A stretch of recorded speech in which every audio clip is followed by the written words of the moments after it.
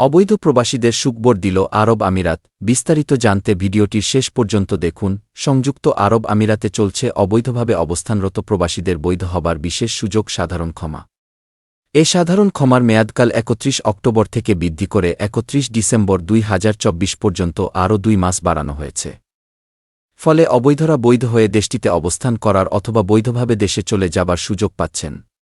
প্রবাসীরা এ সুযোগটা লুপে নিতে সকলকে আহ্বান জানান। সংযুক্ত আরব আমিরাতে অবস্থানরত ১০ লক্ষাধিক বাংলাদেশি প্রবাসীদের মধ্যে অবৈধ প্রবাসীদের সংখ্যাও কম নয়। দীর্ঘদিন ধরে আমিরাতে দেশীয় শ্রমিকদের ভিসা বন্ধ থাকায় এ সংখ্যা বেড়েই চলেছে। এমতাবস্থায় আমিরাতের সাধারণ ক্ষমায় অবৈধ প্রবাসীদের একটি সুবর্ণ সুযোগ সৃষ্টি হয়। আল বোরাক গার্মেন্টস আজমানের ডাইরেক্টর নারী উদ্যোক্তা শেফালি আক্তার আখি জানান, সাধারণ ক্ষমায় অবৈধরা ভিসা লাগিয়ে বৈধ হতে পারলেও ভিসা অভ্যন্তরীণ পরিবর্তনের সুযোগ না থাকাতে চাহিদা মাফিক দেশীয় কর্মী পাচ্ছেন না অনেক প্রতিষ্ঠান। ফলে তারা দেশীয় শ্রমিক সংকটে আছেন। ব্যবসা বাণিজ্য ও কাজকর্মের পরিধি বাড়াতে পারছেন না। দুবাই স্কাইজোন ট্রাভেলস এর ব্যবস্থাপনা পরিচালক হারুন রশিদ জানান, সংযুক্ত আরব আমিরাতে আবারও সাধারণ ক্ষমার মেয়াদ ২ মাস বাড়াল দেশটির সরকার। ক্ষমাপ্রার্থীদের অনেকে নানা প্রতিবন্ধকতায় নির্দিষ্ট সময়ের মধ্যে বৈধ হতে না পারায় এ সিদ্ধান্ত নেওয়া হয়েছে বলে ধারণা করা হচ্ছে। তবে সময়সীমা বৃদ্ধির ঘোষণায় প্রবাসী বাংলাদেশিদের মাঝে স্বস্তি বিরাজ করছে। দুবাই হাবিবুর রহমান টাইপিংয়ের স্বত্বাধিকারী হাবিবুর রহমান জানান, প্রবাসীদের প্রত্যাশা দ্বিপক্ষীয় আলোচনার মাধ্যমে আমিরাতে বন্ধ ভিসার দ্বার উন্মুক্ত করতে অন্তর্বর্তী সরকার সচেষ্ট হবেন।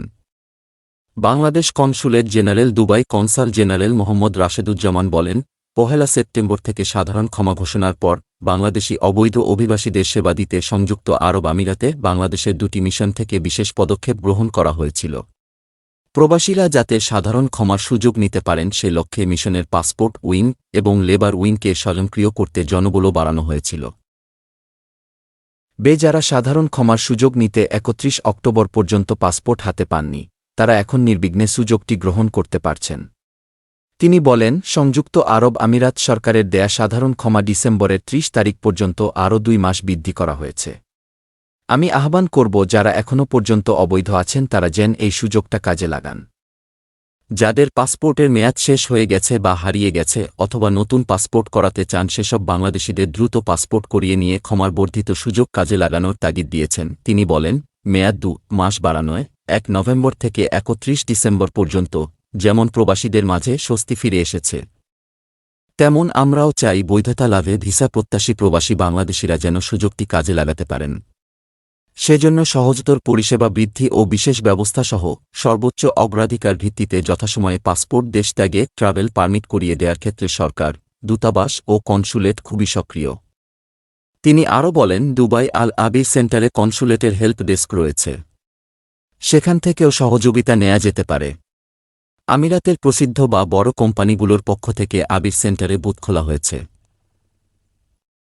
উল্লেখ করে কর্মসংস্থানে সেখানেও যোগাযোগ করার পরামর্শ দেন বাংলাদেশ কনসুলেটের কনসাল জেনারেল। বাংলাদেশ কনসুলেট দুবাইয়ের কাউন্সিলর পাসপোর্ট ও ভিসা মোহাম্মদ কাজী ফয়সাল জানান, সাধারণ ক্ষমা শুরু হওয়া ১ সেপ্টেম্বর থেকে ৩০ অক্টোবর পর্যন্ত দুবাই থেকে সাধারণ ক্ষমার আওতায় সেবা নিয়েছেন ১,৬৭,৮৬৩ জন অভিবাসী।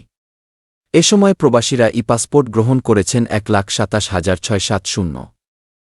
মেশিন রিডেবল পাসপোর্ট গ্রহণ করেছেন ১,৮৫০৯ জন। হাতে লিখা পাসপোর্টের মেয়াদ বৃদ্ধি করেছেন ৯,৭৩৭টি। সর্বমোট ১,০৩৮,৫৭১ জন প্রবাসী সাধারণ ক্ষমার সুযোগ নিতে পাসপোর্ট গ্রহণ করেছেন। ট্রাভেল পারমিট নিয়ে দেশে গেছেন ১,৪৬৫ জন অবৈধ অভিবাসী। অপরদিকে আবুধাবিতে বাংলাদেশ দূতাবাস আবুধাবির counsellor passport and visa Saiful Islam জানান, আবুধাবিতে প্রবাসীরা পাসপোর্ট গ্রহণ করেছেন ৭,২১০ জন, মেশিন রিডেবল পাসপোর্ট গ্রহণ করেছেন ৪,৫৯৭ জন।